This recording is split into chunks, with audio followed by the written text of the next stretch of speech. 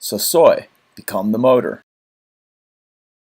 Hey folks, and welcome to another Sosoi spikeboarding tutorial. Here we are in lovely LA. There are a couple of our friends pasted onto the bottom of our spikeboard, finalizing our wrist guards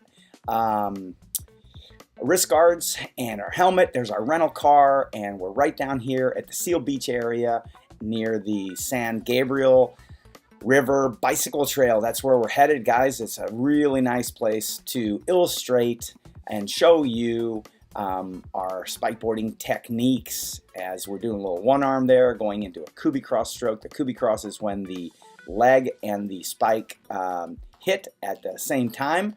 And if you're not a spikeboarding student, or you at least have some casual interest in the sport, this 21-minute video is going to absolutely bore you to tears. If you're really a big spikeboarding student, you're going to like it quite a bit. And missing from this video is climbing technique. So this is all pan flat. And LA, you've got a lot of these paths all over the place, away from cars, and use them to begin to learn spikeboarding. This particular path is actually a little bit more for intermediate and expert. You need to be able to control yourself on this path, because left and right, you can just go flying right off the side of it. So do not come to this path if you are not well in control of all of your gear and yourself, because you don't have grass left and right. As you can see, you've got some pretty big chunky rocks, or just go sliding off the side of that trail. So this video was meant not to so much teach you specifically, because we're going to take this video and break it down into slow motion. So here we just wanted to illustrate more or less all of the aspects that happen in flat land. And what you're seeing there is a Kubi cross stroke with cadence on the ones. So cadence is most seamlessly achieved after one or two or three strokes, because a body in motion tends to stay in motion.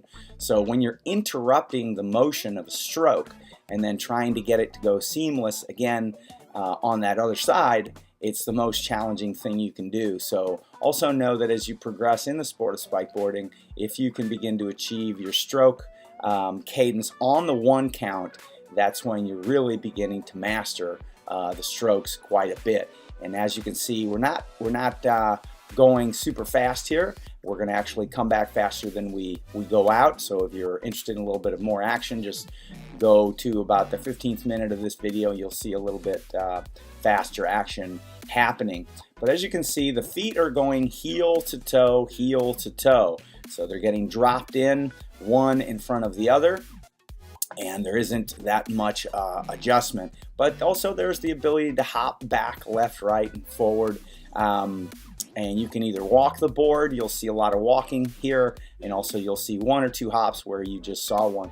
And here we're dipping into a little bit of an unknown. We hadn't ridden this path at all. There's a little bit of sediment at the bottom of these underpasses or overpasses, however you like to consider them. And when you have a little doubt, definitely keep your speed in control. As you saw there, we didn't know how deep that sediment was. Sediment can really destabilize the board and send you on a little vacation. So when in doubt, always taper your speed. Spikeboarding is not a acrobat daredevil sport. It's skiing, folks. It's cross-country skiing simplified. That's all that it is. So waist up. Never lose sight of the fact that this is a sport that comes to us from cross-country skiing, and it incorporates the propulsion of a scooter kick or a skateboard kick. And we kick all four positions. You're going to see a variety of kicking. From right now, it's that left foot that's in the rear, and the right foot is in the front, but that could just as well be reversed, and that's what you would want to begin to achieve. There you go. There, the feet are reversed, and you should be able to kick both feet from both positions, and that's why we call that switch kicking. And once you connect that upper body single-handed, it's called a Kubi cross stroke. There is the stand-up spike stroke for the first time, and you'll notice that the arms haven't really changed all that much. The arms are still at 90 degrees, because what you're wanting to engage is the core. And there is some 1/2 is what that's called. That's called stand-up spike, SUS, 1/2. And it connects back into the stand-up spike stroke, which of course is the two arms over the two legs. And notice how the athlete's forming a square. and then they're spiking that square and they're swinging that square straight back. Spike the square, swing the square, spike the square, swing the square. Notice how the spike shaft is being kept at a parallel position to the board. You want to keep that spike as parallel as you can. For every 1 or 2 degrees that you are out of parallel, you're just giving energy away to the universe. So you want to optimize your performance in spikeboarding. It doesn't necessarily mean you need to go fast. It means you're not wasting energy.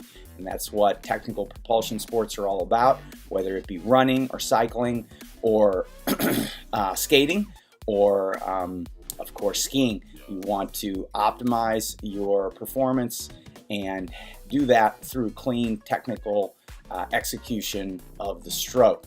And we believe that all these stroke patterns that we're showing you are optimized as much as they ever could be optimized. So we're open to hear anybody who wants to show us physiological ways in which there's more performance from the upper body or the lower body, but I don't believe that there are. And of course, on land, you have to ski. And there you have one arm propelling this athlete, and the only means by which you can propel on land with one arm is to ski. Notice how that shaft is not forward catching in any way, shape, or form. And see how far up the hands are on the shaft.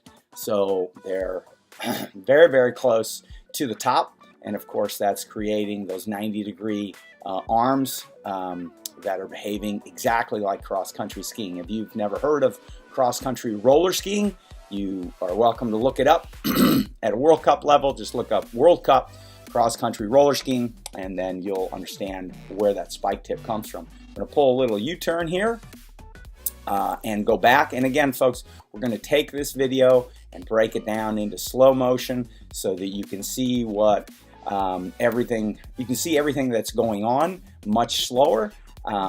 But as you can see here, we're just trying to show you all the different combinations of how 1/2 and 1/1 and alternates and cadence on the ones, cadence on the two. Here we're going to see a little bit of cadence exchanging. Looks like we're doing this on the twos or the threes. And notice how we're walking the board back. Again, all these things, we'll break it down into slow motion so it doesn't seem quite so complicated. Because it's not complicated, it's just a series of moves that you need to execute. And that's the same in any form of sport, whether you're swimming or whether you're doing radical. So if you're doing radical and acrobat and you're on a balance beam, you have to follow a very specific pattern of movement so that you can execute those things. And there you see cadence on the ones in stand-up spike. We always stand up spike with the two arms over the two legs on the front side. There is absolutely no power on the back side. It's very awkward, and it doesn't create any advantage for the athlete.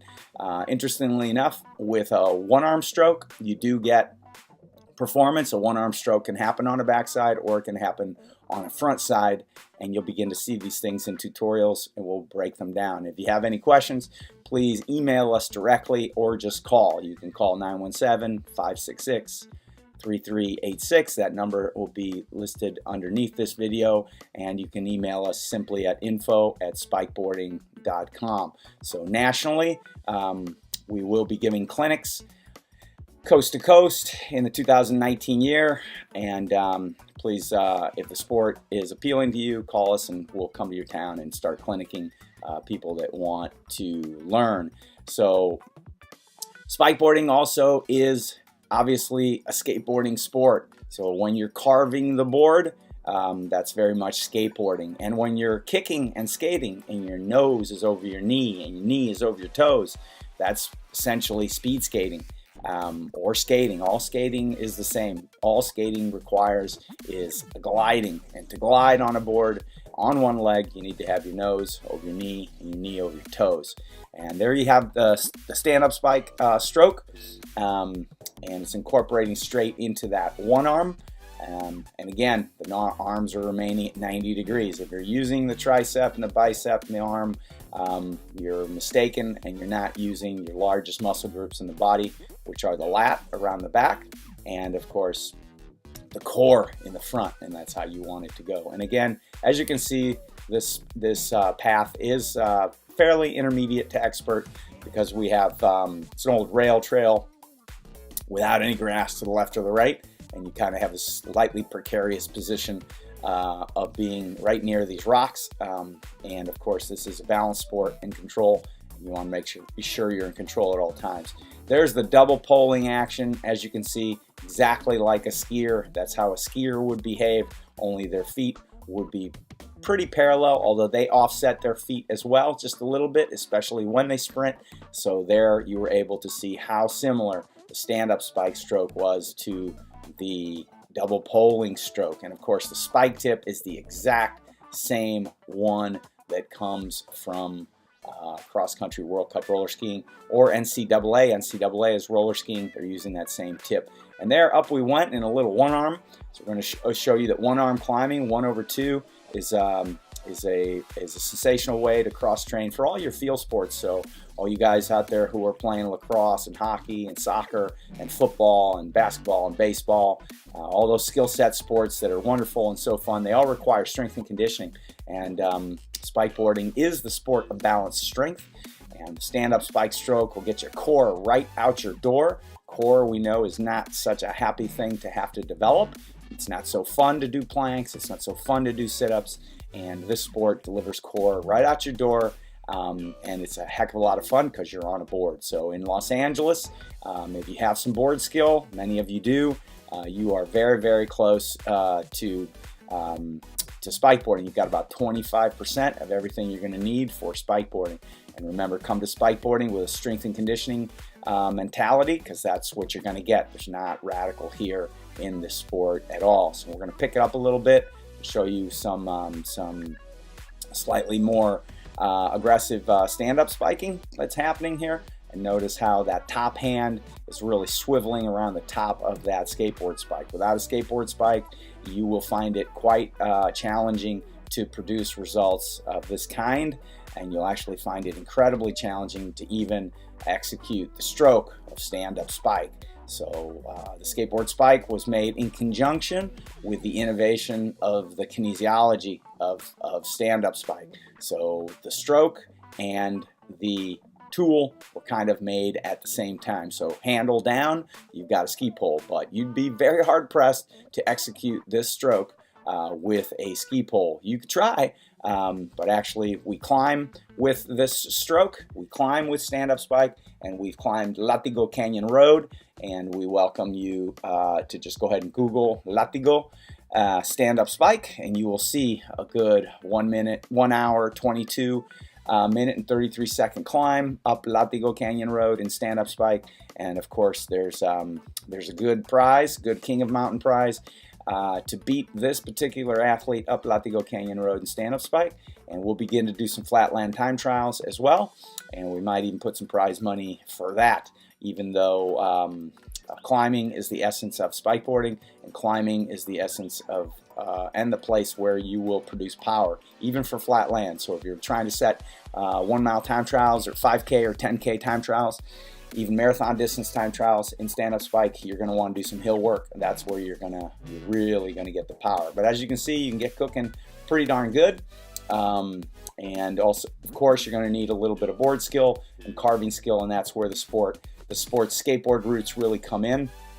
And the bilateral nature of this sport is certain, folks. It's a rotten sport. It is no sport whatsoever unless you are bilaterally practicing completely even. And some of you might say, oh, that's very challenging to develop bilateral. And I'm here to tell you, and everybody in the sport would tell you, that it is not that challenging at all. That hockey, figure skating, balance beam, even skate and vert, radical, street, all of that is much harder than just developing your bilateral nature. The reason we perceive the bilateral execution on boards as so challenging is simply because nobody ever set out to really do it all that much. So certainly we didn't invent switch kicking, been around for the ages, but most people only learn it just enough to set their tricks up, and those who kick long distances, very few learn to do it, and that's kind of sad. So that'll also be shown and educated on how we do that. We use scooters. The scooter is the absolute fastest way to develop switch kick on a board. And of course, once you've got the switch kick, you're halfway there to the Kubi cross. There is the Kubi cross in full swing. As you can see, it's pretty powerful. It'll get you straight up hills. We grow up American. We grow up without cross-country ski understanding, and cross-country skiing, folks, develops the upper body sensationally well, the same as swimming does. None of us really balks too much when we see butterfly swimming. It's normal.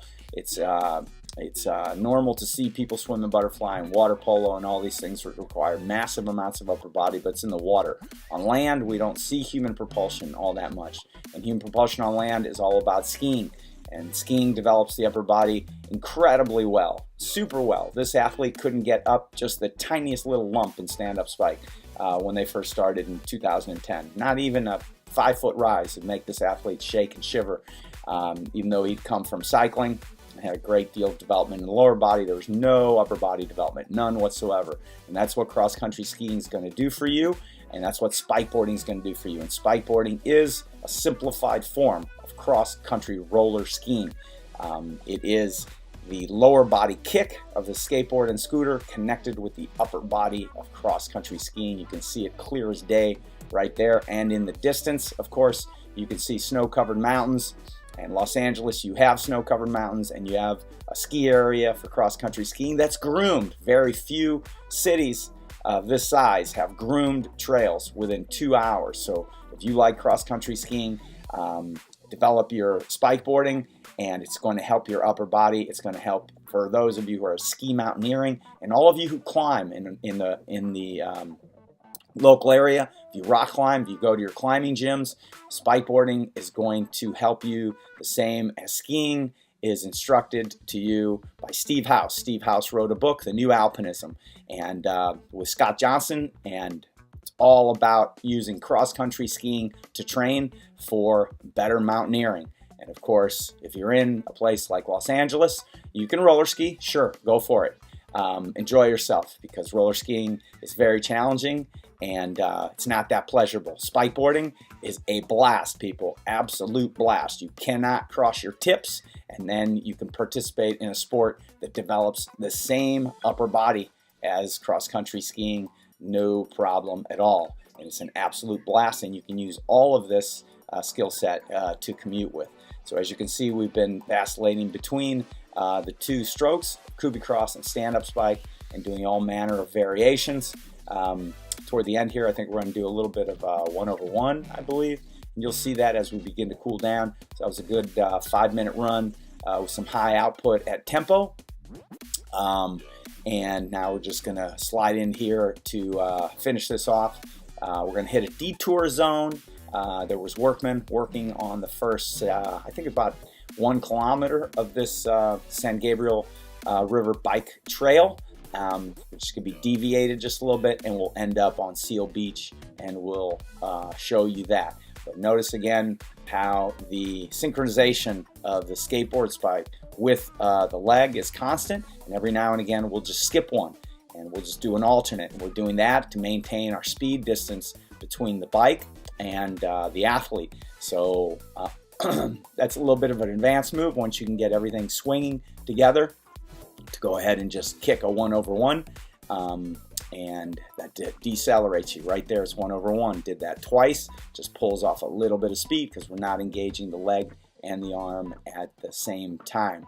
But as you can see, that nose is right over that knee, and that is what is going to make you a skater. So when that nose is over the knee is over the toe, you are skating. Absolutely, you're gliding. That's what's producing that glide, that balance between one side and the other, and balancing over that center line. And of course, when you add that upper body, you're doing what people have been doing for thousands of years, and that is to glide over the Earth's surface using the upper and the lower body to propel yourself, and that is what is called skiing.